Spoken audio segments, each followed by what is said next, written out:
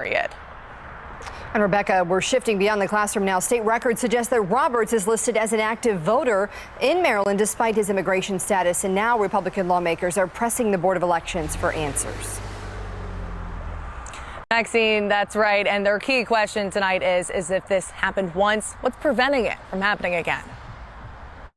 Ian Roberts, accused of illegally living, working, and potentially registering to vote in Maryland.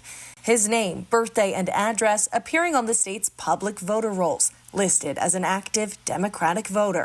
In a lengthy statement, State Administrator of Elections Jared DeMarinis saying records show no voting history for the individual, though he wouldn't confirm whether Roberts is or was registered.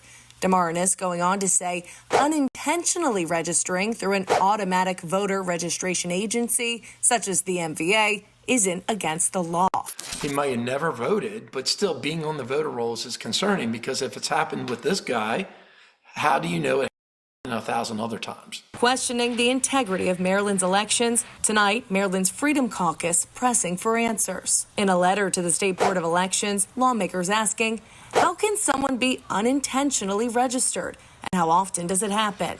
How does the MVA register people without verifying eligibility like citizenship? Why was Roberts retained as an active voter despite never casting a ballot? And will this case be investigated and the findings released? All we're asking is very reasonable questions that the Board of Elections should comply with. Caucus member Delegate Matt Morgan noting this comes as the state is declining to turn over its voter registration data to the DOJ. The federal government requesting the data after a state audit, finding up to 2,400 deceased and more than 300 duplicate registrations. In a letter to the DOJ, DeMarinis demanding to first know if the information, quote, will be used for enforcement of immigration laws against Maryland residents. Most states' voter rolls are about 75 to 77% of their total population. Maryland is at 98%.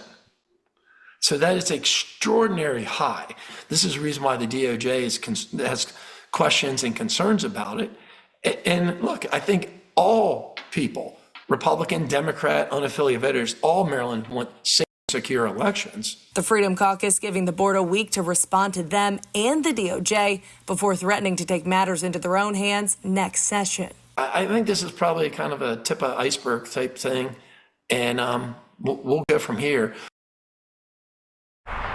Now, the caucus says that they are considering legislation requiring a top-to-bottom audit of Maryland's voter rolls and requiring Maryland voters to show up to the polls with their IDs. Reporting live in Baltimore City, Rebecca Pryor, Fox 45 News.